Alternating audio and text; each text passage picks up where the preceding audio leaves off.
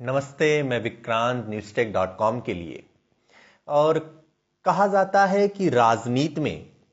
जो कुछ भी हो रहा होता है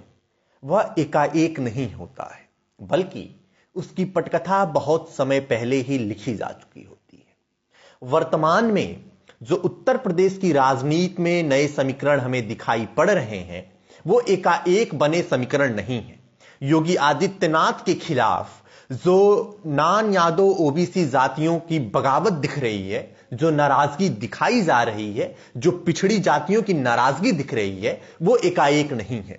इसलिए जब भी राजनीति को समझना हो, राजनीति में घट रही घटनाओं को समझना हो, तो हमें यह जरूर समझना होगा कि कोई भी घटना जो घट रही है वह अचानक से नहीं घट रही है, बल्कि इसकी पटकथा बहुत पहले किसी ने लिखी हुई थी।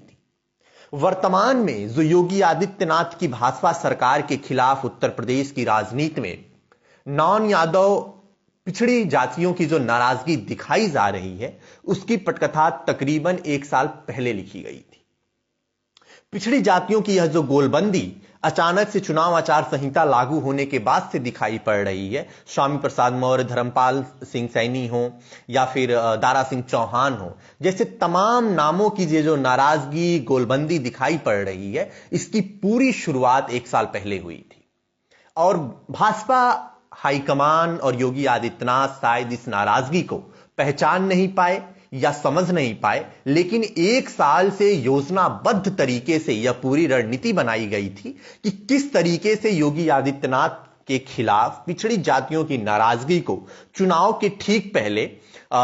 मंच पर लाया जाएगा और दिखाया जाएगा कि किस तरीके से योगी आदित्यनाथ की सरकार ने पिछले 5 साल में पिछड़े और अन्य जो जातियां हैं, छोटी छोटी जातियां उत्तर प्रदेश की, उनकी अवहेलना की है। तो इस पूरी कहानी की शुरुआत होती है एक एरोप्लेन की फ्लाइट से।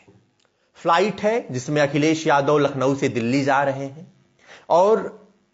उसी फ्लाइट में टिकट बुक कराते हैं दारा सिंह चौहान, वही दारा सिंह चौहान जो मधुबन से विधायक थे और उत्तर प्रदेश की सरकार में 5 साल मंत्री पद पर बने रहे। दारा सिंह चौहान लगातार उत्तर प्रदेश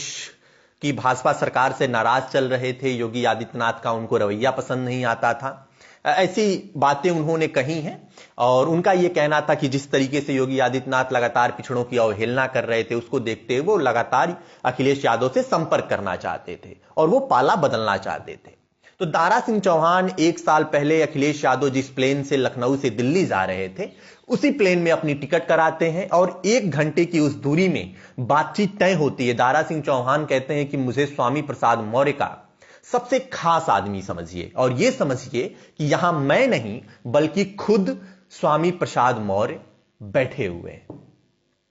और अपनी बात रखते हैं कि सरकार के कामकाज से हमारी नाराजगी है, हम योगी आदित्यनाथ से खुश नहीं हैं और आपके साथ आना चाहते हैं। कई शर्तें दारा सिंह चौहान स्वामी प्रसाद मौर्य की तरफ से रखते हैं, अपनी तरफ से रखते हैं और अखिलेश यादव जवाब में कहते हैं कि जाइए, क्षेत्र में काम करिए और हम देखेंगे। इस पूरी घटना के बाद खबर में आते हैं ओम प्रकाश राजभर, सुहलदेव राष्ट्रीय समाज पार्टी के, जो राजभरों की पार्टी मानी जाती है। और ओपी राजभर खुल के योगी आदित्यनाथ के खिलाफ पिछड़ों की अवहेलना, दलितों के हिस्से और जिसकी आबादी जितनी भागीदारी जैसी चीजों पर लगातार योगी आदित्यनाथ पर हमले चालू करते हैं और यह कोशिश की जाने लगती है कि योगी आदित्यनाथ को पिछड़ों और खासकर गैर यादव जो उत्तर प्रदेश में भारतीय जनता पार्टी के साथ बहुत तेजी से आए हैं, उनको कैसे भी नाराज दिखाकर भारतीय जनता पार्टी और योगी आदित्यनाथ को कमजोर दिखाया जाए। और ओपी राजभर कमान संभाल लेते हैं। जब सरकार में 700 करोड़ रुपए की छात्रवृत्ति देने की बात आती है तो ओपी राजभर कहते हैं कि चूंकि सामान्य जाति के कम बच्चे पढ़ते हैं, इसलिए उनको कम और जो है अति पिछड़े जो वर्ग के बच्चे हैं वो ज्यादा हैं, तो सामान्य रूप से छात्रवृत्ति नहीं बांटी जानी चाहिए। और इस तरीके से कई गोपनीय दस्तावेज हैं जो मीटिंग में चर्चा की जाती है, ओपी राजभर बाहर लाते हैं और मीडिया में लगातार उल्टे सीधे बयान देना चालू करते हैं कि योगी आदित्यनाथ पिछड़ों का हक खा रहे हैं, भाजपा सरकार पिछड़ों की सुन नहीं रही है और इस तरीके से एक पटकथा लिखनी चालू होती है। उसके बाद से फिर जो 15 ओबीसी विधायकों के नेता माने जाते थे स्वामी प्रसाद मौर्य, वो लगातार जो है नाराजगी की बात आती है, ओपी राजभर से उनकी बातचीत चलती है और दोनों लोग बातचीत करके ये तय करते हैं कि योगी आदित्यनाथ के सरकार के खिलाफ एक निश्चित समय पर हम ये दिखाएंगे कि पिछड़ों की नाराजगी है और यही निश्चित समय तक जब चुनाव आचार संहिता लग जाएगी। योगी आदित्यनाथ की सबसे बड़ी ताकत थी पिछले 5 साल में कि जो नॉन यादव ओबीसी था और जो नॉन जाटव दलित थे, इन लोगों ने भारतीय जनता पार्टी की सरकार को बहुत मजबूती दी थी और यह बात स्वामी प्रसाद मौर्य, अखिलेश यादव, ओपी राजभर को समझ में आ गई थी। इसलिए पूरी पटकथा, पूरी कहानी लिखी जाती है कि योगी आदित्यनाथ से नॉन यादव ओबीसी और जो गैर जाटव दलित हैं, इन दोनों को खिसकाना है और हर हाल में यह साबित करना है कि यह समाज इनसे नाराज है। और इसकी कहानी धीरे धीरे ओपी राजभर के इस्तीफे से चालू होती है। ओपी राजभर सरकार से बाहर निकलते हैं, गठबंधन छोड़ देते हैं, लगातार मीडिया में उल्टा सीधा बयान देना चालू करते हैं और अखिलेश यादव लगातार इनकी गोलबंदी चालू कर देते हैं। अब योगी आदित्यनाथ को क्या लगता है कि हिंदुत्व एक ऐसी चीज है कि जिसके आधार पर मैं सभी जातियों को जोड़ लूंगा, क्योंकि 2019 का जब चुनाव परिणाम आता है तो योगी आदित्यनाथ महसूस करते हैं कि वह चुनाव जातियों से ऊपर का चुनाव था। तो योगी आदित्यनाथ को यहां पे यह लगता है कि अगर मैं हिंदुत्व के आधार पे चलूंगा तो हो सकता है कि मैं सभी जातियों को जोड़ लूंगा और मुझे चुनाव में बहुत नुकसान नहीं होने वाला है। लेकिन वहीं ओपी राजभर, स्वामी प्रसाद मौर्य, अखिलेश यादव, दारा सिंह चौहान, धर्म सिंह सैनी जैसे तमाम इन नेताओं को लगता है कि अगर हमने जो है चुनाव को अगड़ा बनाम पिछड़ा कर दिया या फिर अगर हम ये साबित करने में कामयाब हो गए कि योगी आदित्यनाथ पिछड़ों के खिलाफ दिखाई हैं या पिछड़ों के नेता नहीं है, सिर्फ एक खास जाति के नेता हैं, तो हमारे लिए चुनाव बहुत आसान हो जाएगा। अब यहां पे एक योगी आदित्यनाथ है जिन्हें लगता है कि हिंदुत्व के दम पे मैं सारी जातियों को साथ रख लूंगा और एक तरफ अखिलेश यादव और उनके साथ आए तमाम ये नेता हैं ओपी राजभर, स्वामी प्रसाद मौर्य, जिनको ये लगता है कि अगर हमने चुनाव को जातियों में बांट दिया और खासकर जो पिछड़ी जातियां अगर उनको हमने लामबंद कर लिया तो योगी आदित्यनाथ के चेहरे पर भारतीय जनता पार्टी को बड़ी आसानी से हराया जा सकता है। और अब यहां से राजनीति का पूरा यह खेल चालू होता है। फिर इसमें एंट्री होती है मुलायम सिंह यादव की, क्योंकि अखिलेश यादव लगातार ओपी राजभर, स्वामी प्रसाद मौर्य, दारा सिंह चौहान, धर्म सिंह सैनी जैसे तमाम नाराज नेताओं को बस कह रहे थे कि ठीक है हम देख लेंगे, लेकिन लेने को तैयार नहीं हो रहे थे क्योंकि उन्हें स्थानीय नाराजगी का डर था। और स्थानीय नाराजगी सच में होती भी दिखाई पड़ रही है। कई ऐसी विधानसभा सीटें हैं जहां इन नेताओं को समाजवादी पार्टी में आने के बाद से स्थानीय समीकरण बिगड़ गए हैं और समाजवादी पार्टी के स्थानीय नेताओं की अपनी नाराजगी दिखाई पड़ रही है। फिर मुलायम सिंह यादव अखिलेश यादव को बुलाते हैं। मुलायम सिंह यादव तक यह बात पहुंचाई जाती है कि आप बात करिए, अखिलेश हम लोगों को खुले मंच पर लेना क्यों नहीं चाहते हैं। फिर मुलायम सिंह यादव अखिलेश यादव को बुलाते हैं और समझाते हैं कि स्थानीय नाराजगी, स्थानीय नेताओं की नाराजगी से मत डरो। अगर उन्हें सरकार आने का अगर उन्हें भरोसा दिया जाए और सरकार आने के बाद से उनको हम कहीं ना कहीं समायोजित कर लेंगे, जैसे अगर चीजों पे अगर काम करोगे तो स्थानीय नाराजगी को बहुत हद तक रोक ले जाओगे। और राजनीति में बहुत ज्यादा लोग आना बहुत अच्छी बात होती है और अब समाजवादी पार्टी को यादव और मुस्लिम से आगे निकालकर अन्य जातियों के बराबर खड़ा करो, जैसे राम मनोहर लोहिया, अंबेडकरवादी जैसे तमाम नारों को गढ़ो और सबको एक मंच पर लाने का प्रयास करो। और इसमें सबसे पहली बातचीत कराई जाती है चाचा शिवपाल से सैफई में। कोविड का वो पूरा पीरियड है जब पूरा यादव परिवार एक साथ सैफई में मौजूद है, मैनपुरी में, और वहां बातचीत चालू हो जाती है चाचा शिवपाल के साथ और यह तय किया जाता है कि हम एक बहुत प्लानिंग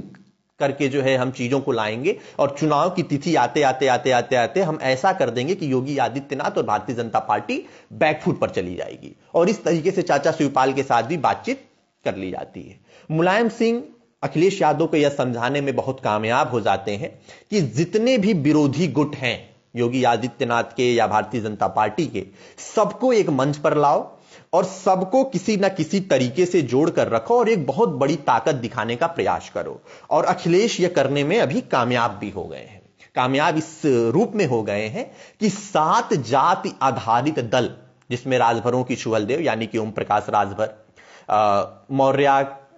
शाक्य, कुशवाहा, इनकी महान दल जिसके केशव देव मौर्य नेता माने जाते हैं, स्वामी प्रसाद मौर्य आ जाते हैं, प्रजापतियों की एक पार्टी है वो आ जाती है, कृष्णा पटेल की अपना दल आ जाती है। ऐसे 7 जाति आधारित दलों को एक साथ जोड़ने का काम अखिलेश यादव करते हैं। और यही कारण है कि जो कहा जा रहा है कि लड़ाई सपा बनाम भाजपा है, और सपा में बताया जा रहा है कि सपा पिछली बार के मुकाबले में ज्यादा बेहतर करेगी, उसका एक कारण यह है कि समाजवादी पार्टी कुछ हद तक यह करने में सफल हो गई है कि जो नॉन यादव ओबीसी हैं या जो गैर जाटव दलित हैं, उनको किसी भी तरीके से भारतीय जनता पार्टी से खींचकर समाजवादी पार्टी की तरफ लाई जाए। लेकिन यहां एक चीज और ध्यान रखिए, और ध्यान ये रखिए कि समाजवादी पार्टी का जो अतीत है, जो लगातार इस प्रयोग को बहुत सफल होने नहीं दे रहा है, क्योंकि ये बात लगातार चल रही है कि नेताओं ने दल छोड़ा है, वोटरों ने नहीं, मतदाताओं ने नहीं, भारतीय जनता पार्टी के समर्थकों के नहीं। तो यहां पे कारण यह है कि अखिलेश यादव जिस समाजवादी पार्टी के नेता के रूप में यह गठबंधन बना रहे हैं, उसका अतीत थोड़ा सा डरावना है। और अतीत डरावना क्या है कि जब वो सरकार में थे तो उनके यादव का मतलब, उनके ओबीसी का मतलब सिर्फ यादव होता था, और उनके दलित का भी मतलब सिर्फ यादव होता था, और उनके सामाजिक